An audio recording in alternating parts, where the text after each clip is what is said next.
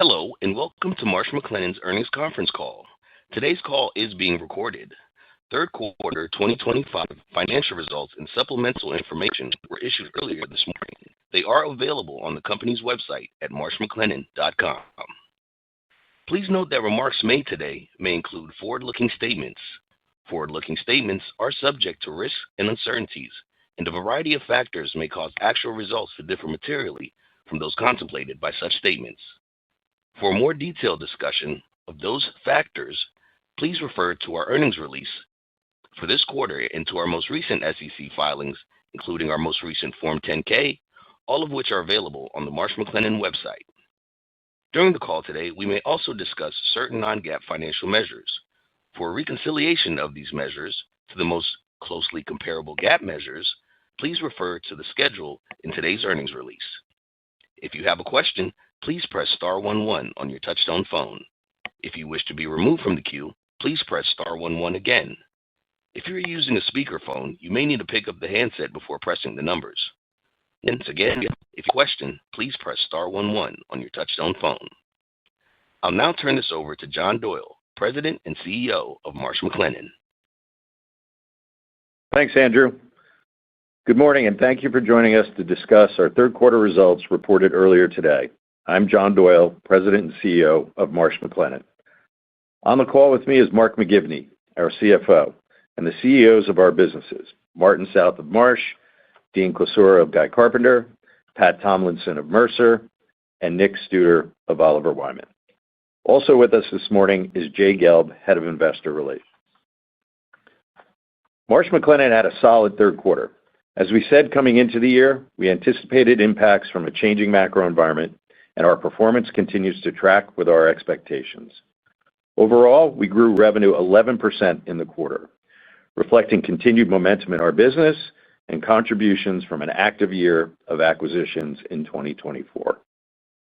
Underlying revenue increased 4% for the quarter, reflecting the impact of lower fiduciary interest income, declining P&C pricing, and economic uncertainty affecting our clients, especially in the U.S. Adjusted operating income increased 13% from a year ago. Our adjusted operating margin increased 30 basis points compared to the third quarter of 2024, and adjusted EPS grew 11%. Earlier this week, we announced that we will change our brand in January from Marsh McLennan to Marsh. Also in January, our stock ticker symbol on the New York Stock Exchange will change from MMC to MRSH. Our businesses will adopt the Marsh brand after a transition period. We also introduced Business and Client Services, or BCS. This unit brings together our operations and technology teams from across the company under Paul Beswick, our Chief Information and Operations Officer. Our new brand strategy, the creation of BCS, and the efficiencies we expect to gain are core parts of a new program we call Thrive. Thrive will also include automation efforts and workforce actions to optimize our scale and specialization. The program is designed to deliver greater value to clients, accelerate growth, and improve efficiency. The efficiencies we gain through the program will support investments in talent and technology. As we increasingly deploy AI, we can deliver even greater value for clients and colleagues. Thrive will also help us continue to expand margins. Let me take a moment to comment on our brand strategy. Marsh will be our new brand and represent our vision to be the most impactful professional services firm in the world. This change will increase our visibility, strengthen our value proposition, and support our business strategy. The Marsh brand is highly regarded and has the broadest global reach among our businesses. Today, Marsh stands for excellence in risk advising and insurance broking. Going forward, the new Marsh will represent the full value of our offerings in risk, strategy, and people. Turning to BCS, our company has a long history of innovation, which has been an important factor in our success for over 150 years. We continue to innovate in the AI era, having invested in large language models for more than 2 years. And while the full impact of AI is still emerging, we are seeing an increase in opportunities from our use cases. We are focused on developing tools that boost colleague productivity to better support our clients. For example, LenAI, our proprietary GenAI tool for colleagues, responds to about 1 million inquiries per week, fueling efficiency and automation. We are also rolling out new market-facing AI tools, including most recently Ada. This is Mercer's proprietary AI-powered assistant within the Talent All Access portal, which is a global intelligence platform supporting HR decision-making. And prior to Ada, we introduced Centrisk, our AI-enabled supply chain risk assessment platform. We have a vast data set as the global leader in risk strategy and people, and BCS will accelerate our efforts to extract valuable insights through AI and analytics. This enables us to better serve our clients, empower our colleagues, and increase our efficiency. Over the next 3 years, we expect Thrive will generate approximately $400 million in savings, with a portion being reinvested to drive additional growth. We will incur around $500 million in charges to achieve these savings. Now, I'd like to take a moment to talk about talent in the insurance and reinsurance markets. This is a people business, and we have an unmatched depth of talent with over 90,000 colleagues, and we love to compete because it makes us better. Colleague mobility is good for our industry and has served us well because we are an employer of choice with a strong colleague value proposition.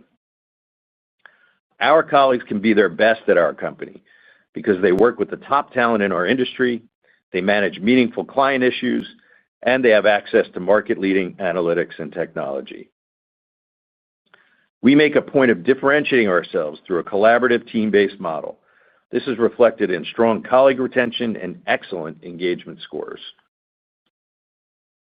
A few competitors have engaged in unlawful and unethical hiring practices and encouraged talent to violate their covenants as a deliberate strategy to build their businesses. In these cases, I believe it's important to call out this behavior and to protect our rights. It's also the right thing to do to sustain the trust that we've built with our clients over a long time.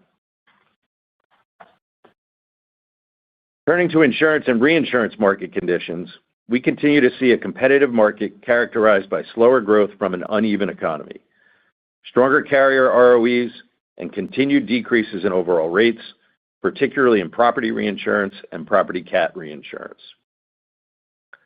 According to the Marsh Global Insurance Market Index, commercial insurance rates decreased 4% in the third quarter, driven by property. This follows a 4% decline in the second quarter of 2025. As a reminder, our index skews to large account business. Overall, rates were down in the U.S. by 1%, Canada was down 3%, the UK, EMEA, Latin America, and Asia were all down mid-single digits, and Pacific was down by double digits. Global casualty rates increased 3%, with U.S. excess casualty up 16%, reflecting continued pressure in the liability environment. Workers' compensation decreased by 5%. Global property rates decreased by 8% year-over-year, compared with a 7% decline last quarter. Global financial and professional liability rates were down 5%, while cyber decreased 6%. In reinsurance, the market remains resilient. It has responded to an extended period of elevated natural catastrophe losses, as well as ongoing geopolitical and macroeconomic uncertainty. Dedicated reinsurance capital is projected to reach approximately $650 billion by year-end 2025. With ample capacity, increased competition is driving reinsurers to look for profitable ways to deploy capacity. The cat bond market is on pace for a record year of issuance, with over 60 new bonds in the first 9 months, generating approximately $17.5 billion of limit. In casualty reinsurance, renewals were largely stable with sufficient capacity. This outcome reflects underwriting actions of primary carriers and increased reinsurer appetite. Across both insurance and reinsurance, we advise our clients on proactive strategies that reflect the risk environment and market conditions, and of course, tailored to their tolerance for volatility. Today, we see decreasing property casualty prices, but also a growing cost of risk. Over time, this trend is unsustainable. With that being said, barring significant changes in large loss activity, as well as the broader macro environment, we anticipate insurance and reinsurance market conditions seen so far this year will likely continue in 2026. Now, let me turn to our third quarter financial performance and outlook, which Mark will cover in more detail. Consolidated revenue increased 11% to $6.4 billion and grew 4% on an underlying basis, with 3% growth in RIS and 5% growth in consulting. Marsh was up 4%. Guy Carpenter grew 5%. Mercer 3%, and Oliver Wyman was up 8%. We had adjusted operating income growth of 13%, and we generated adjusted EPS in the quarter of $1.85, which was up 11% from a year ago. We also repurchased $400 million of our stock in the quarter. Turning to our outlook for 2025, we continue to expect to deliver mid-single-digit underlying revenue growth, solid growth in adjusted EPS, and our 18th consecutive year of reported margin expansion. Of course, this outlook is based on conditions today, and the economic backdrop could turn out to be materially different than our assumptions. In summary, we're pleased with our year-to-date performance in a complex environment. Thrive will amplify our value proposition for clients across all our businesses, and it creates opportunities to invest in talent, growth, AI, and our new brand. Our capabilities are unique, and there is strong demand for our advice and solutions. We've earned our leadership position in our markets through 154 years of innovation and growth. Our disciplined approach to investing for the future, while delivering results in the near term, remains a guiding principle for our planning and capital allocation. Our announcements today and earlier this week align with this philosophy. With that, I'll hand the discussion over to Mark for a more detailed review of our results. Thank you, John, and good morning. Our third quarter results were solid, reflecting our strong position and execution despite a more challenging environment. Consolidated revenue increased 11% to $6.4 billion, with underlying growth of 4%, which came despite a headwind from fiduciary interest income. Operating income was $1.2 billion, and adjusted operating income was $1.4 billion, up 13%. Our adjusted operating margin increased 30 basis points to 22.7%. GAAP EPS was $1.51, and adjusted EPS was $1.85, up 11% over last year. For the first 9 months of 2025, underlying revenue growth was 4%. Adjusted operating income grew 11% to $5.7 billion. Our adjusted operating margin increased 20 basis points, and adjusted EPS increased 9% to $7.63. Looking at risk and insurance services, third quarter revenue was $3.9 billion, up 13% from a year ago, or 3% on an underlying basis. Operating income in RIS was $750 million. Adjusted operating income was $965 million, up 13% over last year. The adjusted operating margin was 24.7%. For the first 9 months of the year, revenue in RIS was $13.3 billion, with underlying growth of 4%. Adjusted operating income increased 12% to $4.4 billion. The adjusted operating margin was 33.3%. At Marsh, revenue in the quarter was $3.4 billion, up 16% from a year ago, or 4% on an underlying basis. The 16% growth at Marsh is impressive and reflects the contribution from McGriff, where our integration continues to go well. In U.S. and Canada, underlying growth was 3% for the quarter, reflecting good new business growth overall and continued momentum in MMA. In international, underlying growth remains solid at 5%, with EMEA up 5%, Asia Pacific up 6%, and Latin America up 3%. For the first 9 months of the year, Marsh's revenue was $10.7 billion, with underlying growth of 5%. U.S. and Canada grew 4%, and international was up 6%. Guy Carpenter's revenue in the quarter was $398 million, up 5% from a year ago on both a GAAP and underlying basis. Growth remained solid despite softer reinsurance market conditions and came on top of 7% underlying growth in the third quarter of last year. For the first 9 months of the year, Guy Carpenter generated $2.3 billion of revenue and 5% underlying growth. In the consulting segment, third quarter revenue was $2.5 billion, up 9% or 5% on an underlying basis. Consulting operating income was $501 million, and adjusted operating income was $545 million, up 11%. Our adjusted operating margin in consulting was 22.1%, up 40 basis points from a year ago.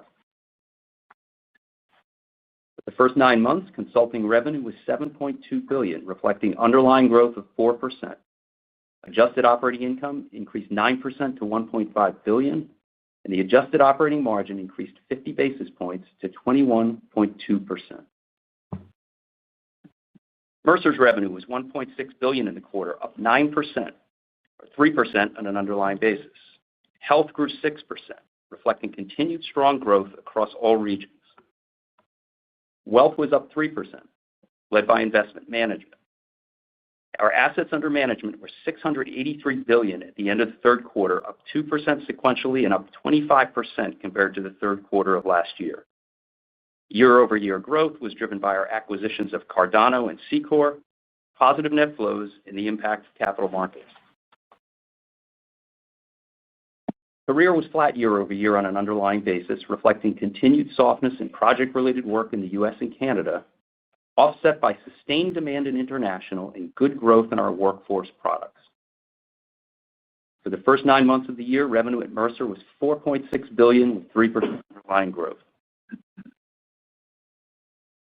Oliver Wyman's revenue in the third quarter was $886 million, up 9% or 8% on an underlying basis, reflecting growth in each of our regions.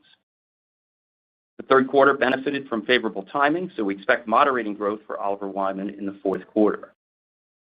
For the first 9 months of the year, revenue at Oliver Wyman was $2.6 billion, an increase of 5% on an underlying basis.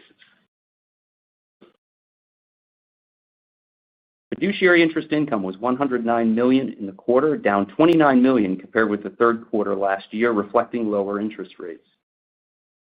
Looking ahead to the fourth quarter, based on the current environment, we expect fiduciary interest income will be approximately $85 million. Foreign exchange had a de minimis impact on adjusted EPS in the third quarter. Based on current rates, we anticipate FX will be a 4-cent benefit to adjusted EPS in the fourth quarter. Turning to our Thrive program, as John mentioned, we are excited about this significant new step in the evolution of our firm, which should enable us to continue to deliver exceptional results while we invest for sustained growth.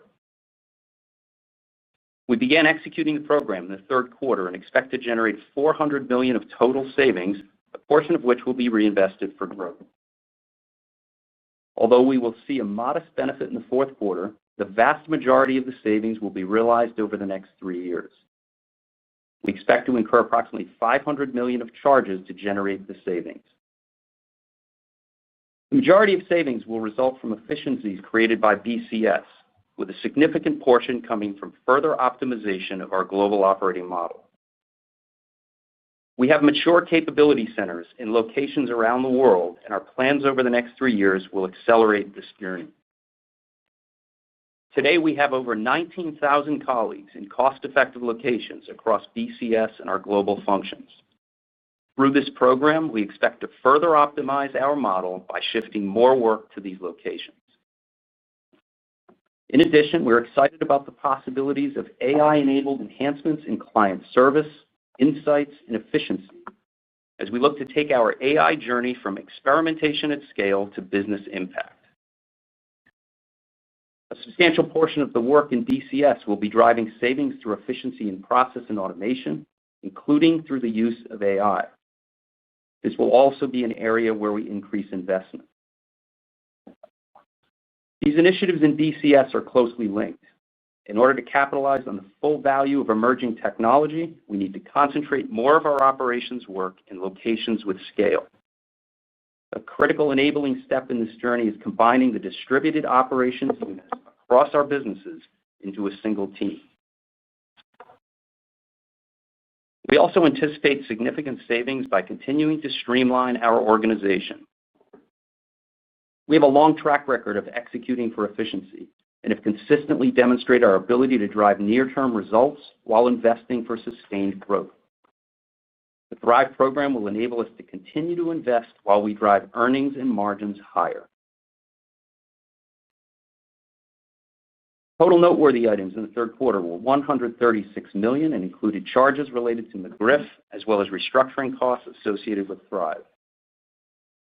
Interest expense in the third quarter was $237 million, up from $154 million in the third quarter of 2024.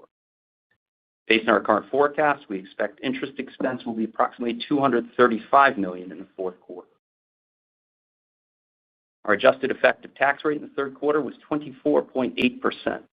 This compares with 26.8% in the third quarter last year. Excluding discrete items, our adjusted effective tax rate was approximately 25.5%. We continue to expect an adjusted effective tax rate of between 25% and 26% in 2025, excluding discrete items. Turning to capital management and our balance sheet, we ended the quarter with total debt of $19.6 billion. Our next scheduled debt maturity is in the first quarter of 2026, when $600 million of senior notes mature. Our cash position at the end of the third quarter was $2.5 billion. Uses of cash in the quarter totaled $1 billion and included $445 million for dividends, $200 million for acquisitions, and $400 million for share repurchases. For the first 9 months, uses of cash totaled $2.6 billion and included $1.3 billion for dividends, $366 million for acquisitions, and $1 billion for share repurchases. We continue to expect to deploy approximately $4.5 billion of capital in 2025 across dividends, acquisitions, and share repurchases. The ultimate level of share repurchase will depend on how our M&A pipeline develops. For the full year, we continue to expect mid-single-digit underlying revenue growth, margin expansion, and solid growth in adjusted EPS. Note that this outlook is based on conditions today, and the economic backdrop could be materially different than our assumptions. Overall, we are pleased with our third quarter and year-to-date results and are excited about the opportunity that our new brand and Thrive will bring. With that, I'm happy to turn it back to John. Thank you, Mark. Andrew, we're ready to begin Q&A. Certainly. We will now begin the question and answer session. If you have a question, please press star 11 on your touch-tone phone. If you wish to be removed from the queue, please press star 11 again. If you're using a speakerphone, you may need to pick up the handset before pressing the numbers. Once again, if you have a question, please press star 11 on your touch-tone phone. And in the interest of addressing questions from as many participants as possible, we ask that participants limit themselves to one question and one follow-up question. One moment, please. Our first question comes from the line of Greg Peters with Raymond James. Good morning, everyone. I'd like to, for the first question, focus on the comment during the call and in your branding press release about the lower growth environment. John, I know you mentioned that you expect mid-single-digit growth this year.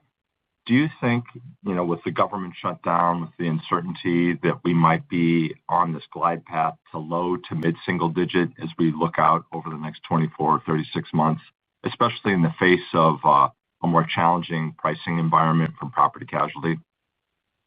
Yeah, good morning, Greg, and thank you for the question. I wasn't trying to project, into 2026 or 2027. Of course, every year comes with its, different opportunities, different challenges. But, as we guided earlier this year, we knew there would be some pressures from the macro environment and P&C related pricing pressures. So, we guided to mid-single-digit underlying revenue growth.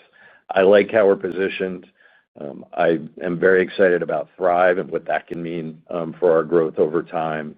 And so, we're confident in our ability to execute across different economic cycles and different P&C cycles. We we have a playbook and again, a real track record of doing it. So, we'll see what next year brings, and, we'll guide to, our thoughts at that point. It feels like a pretty uneven economy to me. For sure, that's kind of what our data suggests. And so, but, we're not pessimistic about growth. We like how we're positioned. We've been reshaping the mix of business in the company over, a long period of time and focused on being a better growth company. You have a follow-up, Greg? Okay, makes sense. Yes, I do, of course.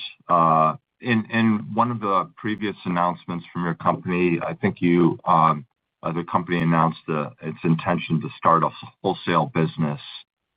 Maybe you could spend a minute and talk about what you're thinking about that. Is it just for internal related opportunities, or do you think you might branch that off and do other, work with other retailers and other organizations as well? Were you talking about MMA or more broadly, or either? Yeah, MMA, the MMA okay. London wholesale. Yeah. Well, actually, let me address it kind of more broadly. Maybe I'll start with that and then get to MMA. We're not looking to build a third-party wholesale business here. We have exceptional specialty talent inside of this company, the market-leading specialty talent, and we don't want to be outsourcing an important part of our value proposition when it's not necessary. Some E&S markets require us to go through a wholesale broker to access them. So we'll build some of that capability. And where we need, access and in, very unique circumstances, we need capability, we'll use third-party wholesalers. We do that today, and they serve us and our clients well.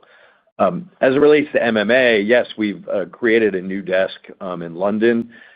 Reed Davis, the CEO of McGriff, is working with Lizzie Howe in London. We have just absolutely top specialty talent in the London market, of course, have been there for a long, long time, serving our clients and serving Marsh clients globally, but particularly in the U.S. We bring a lot of risk originates in the U.S. that we bring to the London market. So, when we were coming together with the team at McGriff, we saw an opportunity to bring in some of that business from third-party wholesalers. And so, again, that's an important part of what Reed is focused on. So it's a revenue synergy for us at McGriff, and we're excited about those possibilities in 2026. So thank you, Greg. Andrew, next question. Our next question comes from the line of Mike Zaremski with BMO. Hey, great. Good morning. On the thanks for the details on the Thrive expense program. Just the math, $500 million of costs for $400 million of savings. That's I think that's a really good ratio versus many of your peers and maybe even you all historically. So is there maybe you can usually like there's more costs for the savings ratio. Any kind of things you can unpack on why you're going to get so much savings for that level of cost, and then also on historically how much have you reinvested into the business on the savings? I know you mentioned you're going to reinvest some as well. Yeah. Thanks, Mike, for the question and for taking note of the program details. But maybe I'll have Mark talk a little bit about the cost estimates and charge estimates at this point. Sure. Hi, Mike. So, Mike, as you pointed out, we've got a pretty good track record in terms of payback in these programs. And as I described, this is a lot of continuation of work that we've been doing. I talked about we've got a meaningful amount of low-cost location penetration today, and this is extending it. So, a lot of the costs are just associated with severance and just the costs associated with transitioning work and other things we're doing just to simplify the organization. So we've got a pretty high degree of confidence in the savings and charges, although over time these estimates might move a little bit. But yeah, we're gonna get good payback on the investment that we're making. And the majority will go to earnings. Yeah, and as I said earlier, there's some reinvestment, but as we've demonstrated before, we generate a lot of value out of these programs, and we expect the majority of the savings is gonna flow through to the bottom line. Okay, great. My quick follow-up is honing in on organic in the U.S., probably on the RIS side. John, in prepared remarks, you talked again about economic uncertainty, especially in the USA. You mentioned some unlawful and unethical business practices. You talked about pricing likely decelerating a bit. So I guess are you kind of telling us we should be kind of expecting at least the U.S. side of organic to be kind of running along the current trend line in the near term? Look, I guess, first, the talent headlines, over the summer were nearly 95,000 people, right? It's more than 90,000 people, $25 billion in revenue annualized for the company overall. Not a material impact at all. As it relates to the U.S., we're seeing a bit of hesitancy from our larger clients, in the U.S.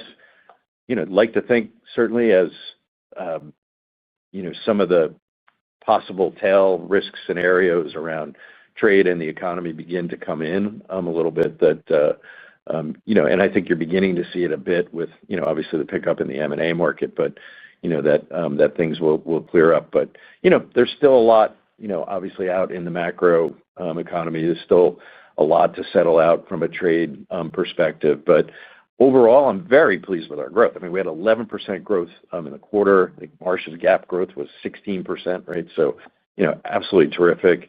4% growth at Marsh, 5% year to date. Again, given all the pricing pressures and other challenges in the economy, I feel good about that, and I know we're positioned well and we're executing well in the market. Thank you, Mike. Andrew, next question, please. Our next question comes from the line of Jimmy Bhullar with J.P. Morgan. Hey, good morning. So first, just had a question on maybe start with Oliver Wyman. I think everybody's been assuming that there would be a slowdown there given economic uncertainty and geopolitical issues, but the business continues to perform well. So maybe talk a little bit about the pipeline that you're seeing there, and do you feel that you could continue this level of growth despite the environment? Yeah, thanks, Jimmy. Again, given all the uncertainty, we're quite pleased with the growth at Oliver Wyman to date this year, and obviously we had a very, very strong quarter. Mark talked a bit about the timing, flattering the third quarter a bit, but we have an outstanding team at OW. It is a complex operating environment for our clients, and in many cases they're looking for our team at OW to help them navigate it. So Nick, maybe I'll ask you to talk a little bit what you see in the demand funnel and pipeline. Thank you, John. Thank you, Jimmy. Best quarterly growth in 6 quarters, but I would point out the comp was a 1. And as Mark said, we did benefit from some favorable timing on things like success fees. So I do think we expect moderating growth in the fourth quarter.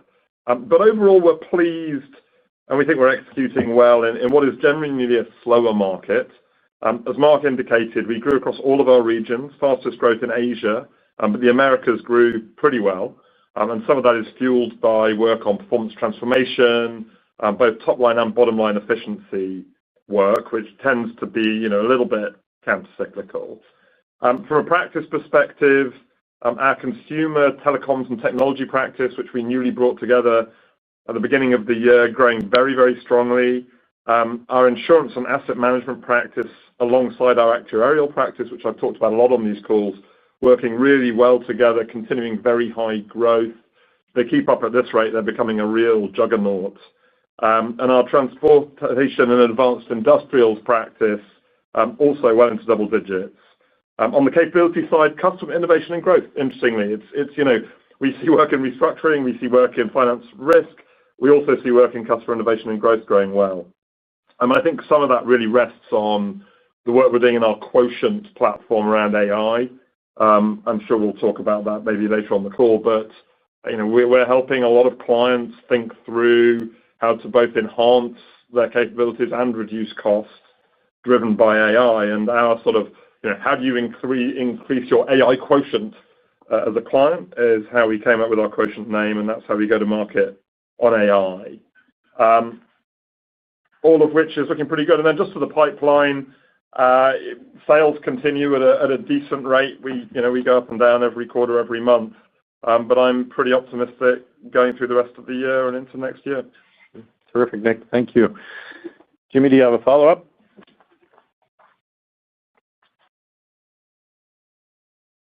Jimmy, are you there? Maybe we lost Jimmy. Pardon me, Jimmy. Please check your mute button. Oh, there he is. I'm here. Yeah, along similar lines, maybe on Marsh and MMA, is the environment for your business improving a little bit given the uptick in capital markets, M&A, IPOs, or is that not enough of a tailwind to where investors would see that in your reported results over the next few quarters? We definitely saw an uptick in M&A activity in the quarter. That was certainly helpful to growth in the quarter. Our middle market businesses, not MMA, but not just in the United States, but all over the world are performing a bit better. Growth in the middle market is better than growth up market, and so we feel good about how we've deployed capital and have invested in our capabilities and our exposure to markets. But MMA had a good quarter of growth, and we expect that that'll continue. Thanks, Jimmy. Andrew, next question, please. Our next question comes from the line of David Motemaden with Evercore ISI. Hey, thanks. Good morning. Just had a question on the Thrive program and thinking through some of the the $400 million of gross saves and how you're thinking about whatever portion of that you're going to reinvest. I guess I'm thinking, how are you thinking about what you will be reinvesting in?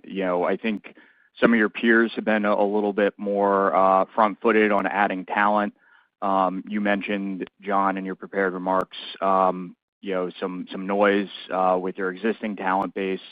You guys have been prolific in the past on adding talent. We haven't heard much on that front, especially given McGriff. But is that something where you guys think about adding talent heading into next year using some of the gross cost saves associated with the Thrive program? Yes. That's where the investment will come. The investment will also be in accelerating our AI journey as well. We've continued to invest in talent, both organically and inorganically. It doesn't necessarily generate the headlines that you see through the tactics that others use, but we've continued to invest in 2025. Thrive is all about growth. I'm excited about Thrive and all the components of it. It's, by the way, not a strategic shift for us, nor is it about organizational or structural changes. We're always looking to improve, and our vision to be that most impactful professional services firm in the world. All these changes that we announced this week support that. We're very proud of our legacy brands, for sure, but we have the opportunity to build a new Marsh and simplify our story to show up in the market in a better connected way. I talked about the complexity of the environment today. We didn't do this for today, but I think the timing of it, given the complex operating environment, is great. So we're going to showcase the unique attributes of the firm, the breadth of capability we have, the depth of our talent. I talked about data.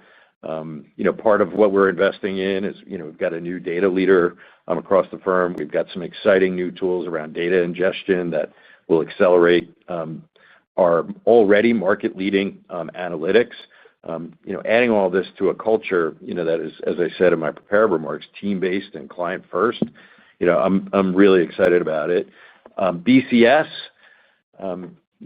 Paul Beswick is an important, really critical leader in our company, bringing together ops and tech under his leadership and working with the business leaders that well from this call.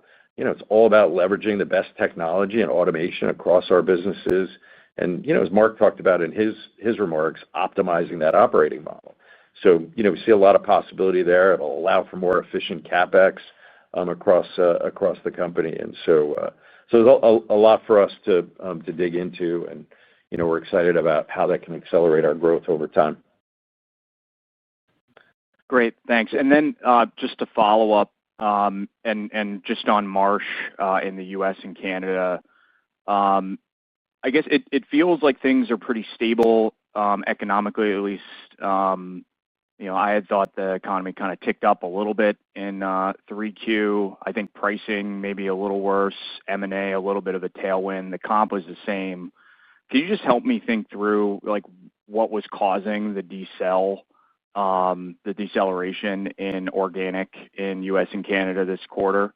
Is it some of that talent stuff that's really just coming through a little bit? I know it's not like a huge impact on the entire company, but specifically within that business.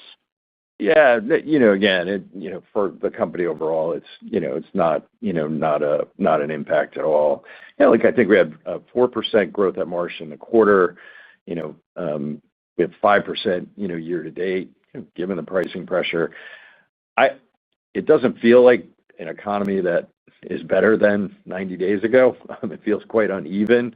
We'll see obviously what happens. I think you saw a softening of labor markets in the quarter, and so it is quite uneven out there. And I think again up market, which is where we see more softness in growth.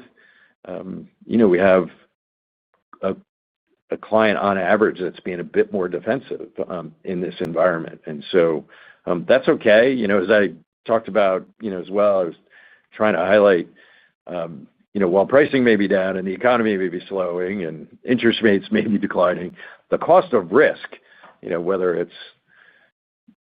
the economy's exposure to extreme weather, the rapidly rising cost of liability in some markets, including here in the U.S., healthcare costs, those are big pressure points. Those are all increasing at a rate much higher than GDP. And that's good for our business over time. May not be good for the overall U.S. economy, but that's a different story. But the demand for our services and helping clients navigate those issues will be quite resilient. I'm very confident in that.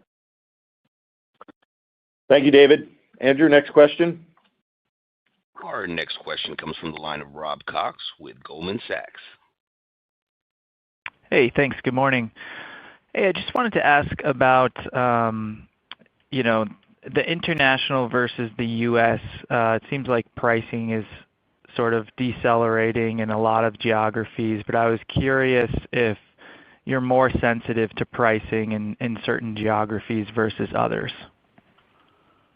Yeah, it's a good question. I'll ask Martin to comment on it a bit, Rob. There's no question it's a competitive market. In my prepared remarks, I talked about insurance ROEs being quite strong, and as a result, insurers are looking to grow, and they're looking to grow in an economy that's again uneven and perhaps softening in a few places.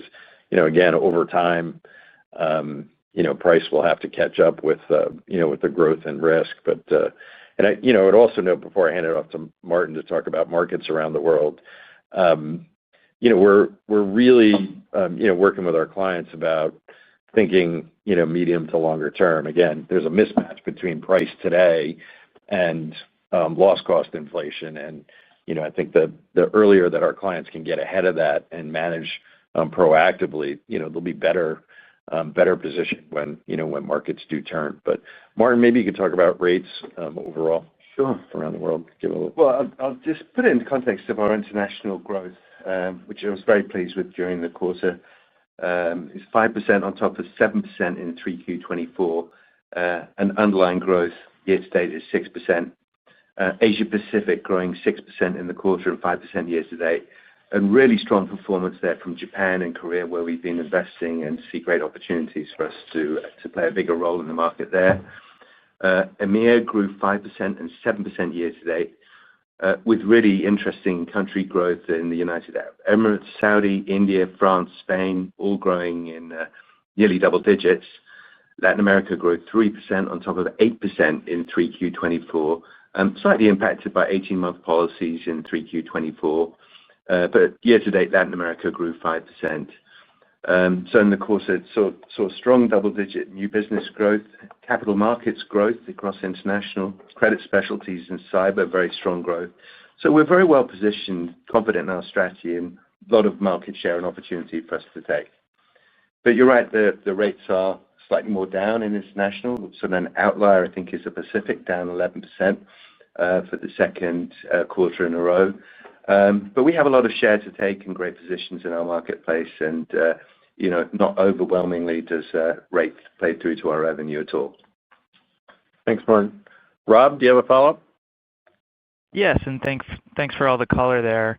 I just wanted to follow up on the Thrive program. Clearly, there's a lot of growth ambitions underlying the Thrive program in addition to the savings.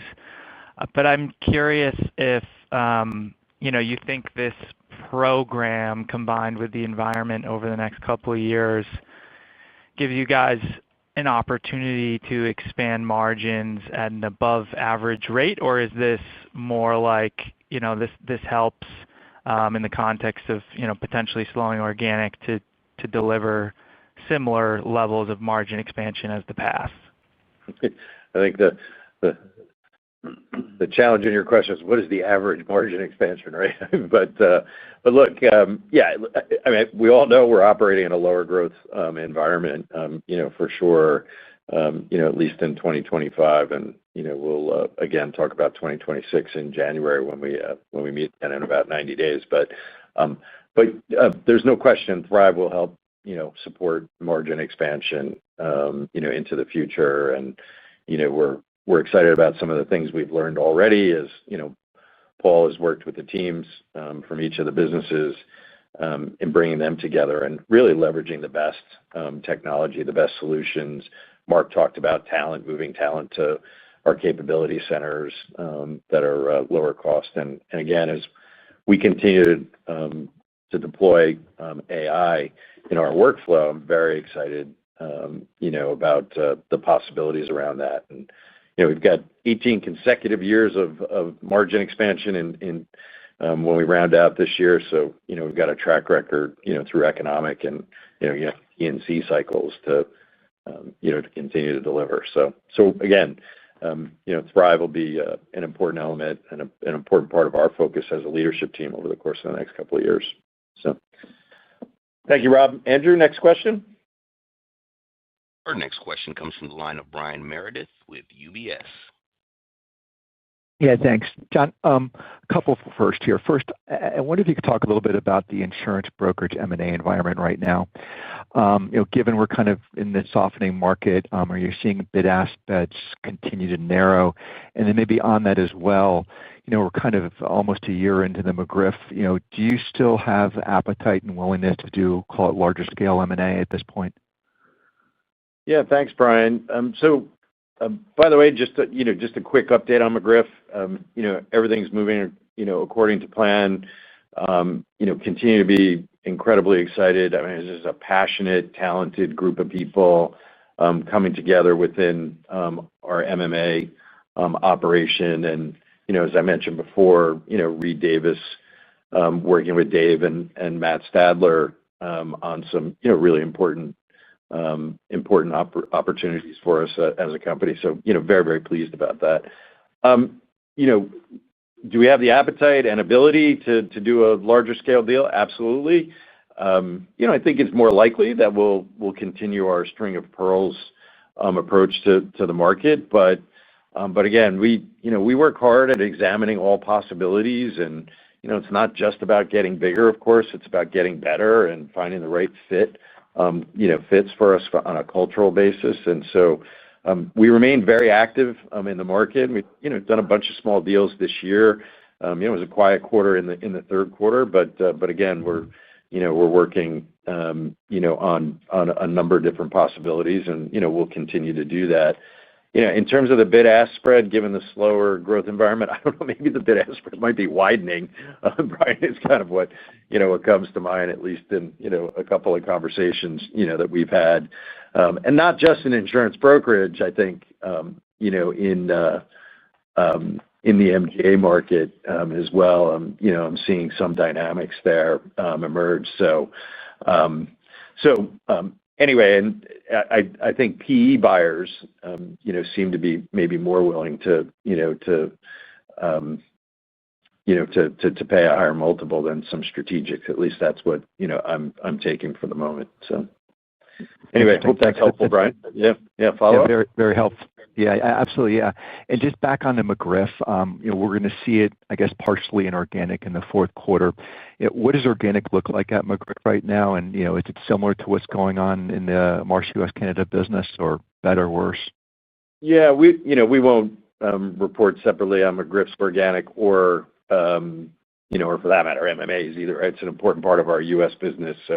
But it's a huge part of our U.S. business. With MMA now more than $5 billion in annualized revenue. What we see every time we do a deal pretty much is, slowing organic in the first couple of quarters, 2-3 quarters. It's a lot for people to digest. System changes, even broader technology changes, right? New laptops, all this kind of stuff. Some cases, real estate changes. Our folks can be a bit, our new folks can be a bit distracted during that period of time. That's what we've seen, with McGriff as well. But we expect it to be a really important contributor to MMA as we go forward. And as Martin and I both mentioned, MMA had a really good quarter in the third quarter, and we expect that to continue. So we feel great about how we're positioned in the middle market in the United States. So thank you, Brian. Andrew, next question, please. Our next question comes from the line of Elyse Greenspan with Wells Fargo. Hi, thanks. Good morning. My first question, I guess, just, given your commentary on market conditions this year persisting into next year, and I think you were also just talking, about the slowing economy as well. Does this mean, just from a high-level perspective, that, the organic revenue target for next year, just feels like it would probably be similar to this year, right? Mid-single digit. I know in the past it's been mid-single digit or greater. I'm just trying to think about just your view. It seems like if we think about everything kind of staying the same, that the guidance would be consistent this year to next year. Good morning, Elyse. Again, we'll talk about 2026 in 90 days. We thought this year was quite prudent. When you go back to 2024, our guidance was mid-single digits or better. And as we were, doing planning this time, 12 months ago, looking at a likely, softening insurance and reinsurance market, looking at, likely impacts from fiduciary income in likely softening economy. And again, remember, we're coming out of an unusual period of growth and all the stimulus in markets all over the world coming out of a pandemic. To us, it was quite prudent. I think we caught a little bit of criticism for it, particularly throughout the first quarter, but to guide to mid-single digits underlying revenue growth. And so, we're doing all that work right now for next year.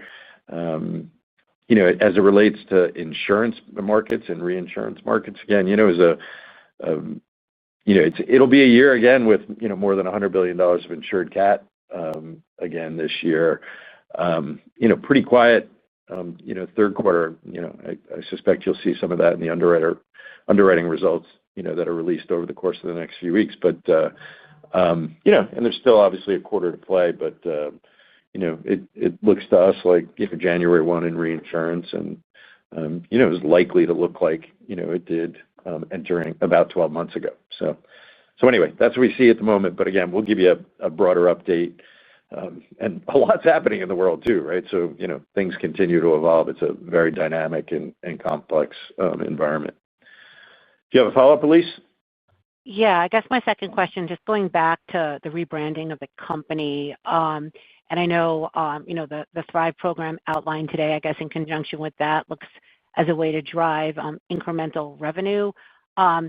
With getting rid of some of the other brands away from Marsh, are you trying to drive more cross-sell, say, between Marsh and Mercer? Because I always thought, just in general, the cross-sells were not super large there. And I'm just trying to think about how that angle fits into the rebranding that you guys are outlining. Yeah, thanks. I don't like the way you said get rid of the other. We love our legacy brands. We're quite proud of them and what they've represented in the market. The reason, by the way, there's a transition period of 2026 is to make sure that we transition the equity in those brands, in Guy Carpenter, in Mercer, into the new Marsh brands. We're going to build a new Marsh brand. And what that's about, it's not about cross-selling per se. We cross-sold before, and we actually cross-sell quite a bit. It's an important part of how we show up today. But it's not about a cross-sell program. But it is about simplifying our story, showing up in a more connected way to our clients.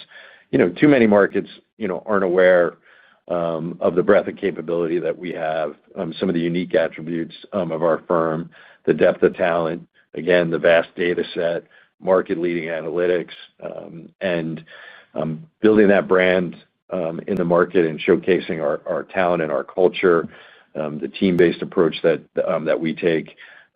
We're excited about what that can mean for our colleagues. We're excited about what that means for our clients, and we're excited about what that means for shareholders. And so it's obviously a decision we didn't take lightly.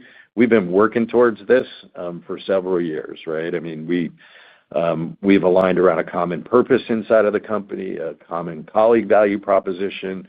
We've brought together the operations and technology teams, and we have a joined-up strategy. I can tell you it was a celebration in the building here over the course of the last couple of days. Our colleagues are excited about it. They see the possibilities in the future. And so we look forward to delivering for our key stakeholders.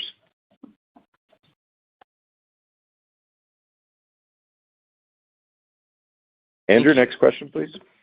Our next question comes from the line of Alex Scott with Barclays. Hi, thanks for taking it. I wanted to come back to the Thrive program, and I guess the question I have is around how it affects your potential appetite for M&A and just how you're viewing your ability to probably invest more than maybe some of the more fragmented areas of insurance brokerage, and whether this could allow you to accelerate consolidation over the next handful of years.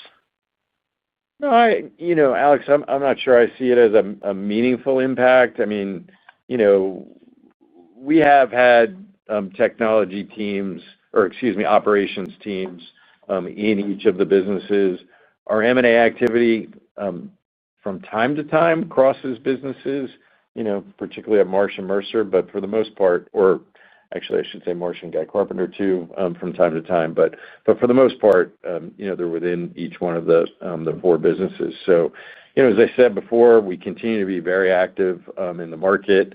We're more likely to continue to do smaller to mid-sized deals that make us better in markets that we're underpenetrated. We're looking for businesses that are well-led, have strong growth fundamentals, and are a good cultural fit for us. And we've been really successful at building value in that way. So we're going to continue to get at it. Do you have a follow-up, Alex? Yeah, I do.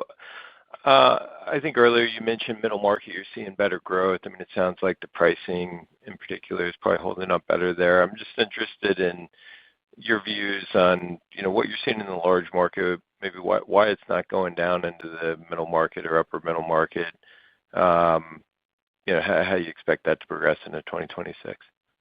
Yeah, look, we're as I said earlier, very excited about how we're positioned in the middle market. We've got more exposure to that market segment globally. It can be a bit uneven country to country, but globally now, we have more exposure. We've learned a lot, from building out the MMA business over the last 15 years and how we can perform effectively in that market segment. And at a high level, we bring real scale benefits to, I don't want to oversimplify it, but in many cases, you've got a lot of relationship selling carrying the day. And while we're good at that, we can also bring great analytics, great specialty capabilities, a global reach that is unique in those markets. And so we continue to be excited about that. We bring all those things in the large account market as well. We're higher penetrated there. So it's about finding new ways to advise clients. And we didn't talk about AI a lot on the call, but Centrisk, a great example, right, where really helping clients think through supply chain risk and exposure to global trade negotiations, right? So an example of innovation that we bring to a market that we penetrated well. Thank you, Alex. I appreciate that. Andrew, I think it's time to wrap up. I want to thank everybody for joining us on the call this morning. In closing, I want to thank our colleagues for their hard work and dedication. I also want to thank our clients for their confidence and trust in our teams. And I want to thank you all very much for taking the time to join us, and we look forward to speaking to you again in about 90 days. This concludes today's program. You may now disconnect.